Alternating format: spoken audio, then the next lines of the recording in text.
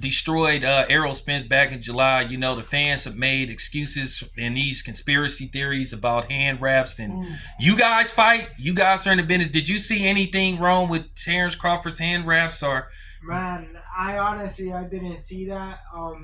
We get a lot of stuff from different fighters when they get stopped, they get dropped.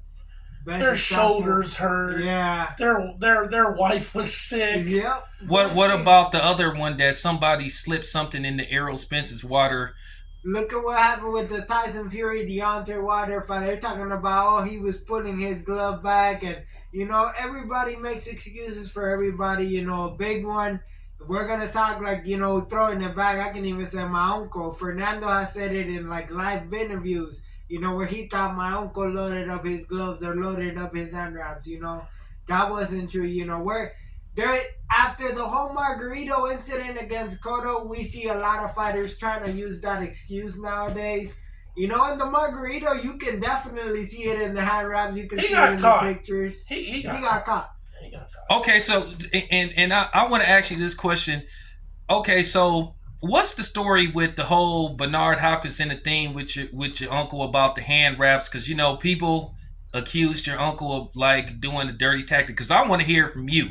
That's your uncle, so I want to hear from you, and I think it'll be good for people to get an understanding and just tell your side of what you believe happened. So what's going on is that in Puerto Rico, the way they hand wraps over there, the hand wrap limit is not like it is over here. Mostly it's an inch under the knuckle.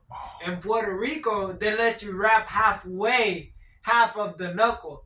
So when they saw that they were putting tape on the knuckle halfway through, Bernard Hopkins' corner was like, hey, they're doing something that shouldn't be done.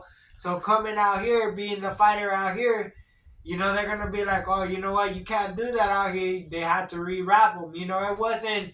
They never talked about no illegal hand wraps being found. Like I said, like no cast or nothing like that being found. It was just the technique was a little bit different. When Puerto Rico, we were actually on the phone the other day with my uncle, and he was telling me the same thing. Hey, bro, it's good. Try to go halfway. And then he told me, he's like, oh yeah, you know what? I forgot that the laws are different over there from over here. So it's something that even coach brought to my attention. We got to do it a inch under. So I mean that's the big thing. Bernard knows, bro. If it wasn't, it was a dangerous fighter. At the time, my uncle was knocking everybody out. And he knew it was a dangerous fight. But Bernard was a smarter fighter, bro. My uncle to this day, he says, man, Bernard outboxed me. I got nothing else to say, but he outboxed me. And I give him my props because he's taught me that.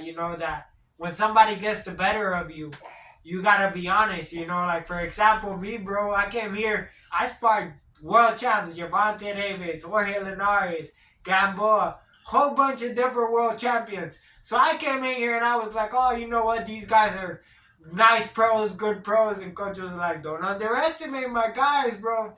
And like I like to say, bro, I got struck by lightning because I could have been in there with the best world champs, but when I came in here, his son David was putting it on me. Wade, some of the other guys that are here that been working with him for years, bro, they were putting it on me. So it's the way that your coach adapts to the situation. He sees, he picks everything apart. Are you willing to listen to your coach because he's the eyes outside of the ring? And that plays a big part in a lot of the fights.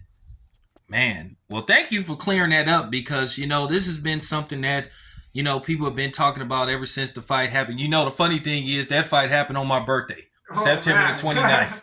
So, but it was a good fight. I mean, unfortunately, your uncle came up short, but it was a good fight. But your uncle gave us plenty of great fights. Oh, because that William Jaffe fight, I mean, he had William Jaffe like leaning. He was hitting him so hard. Oh,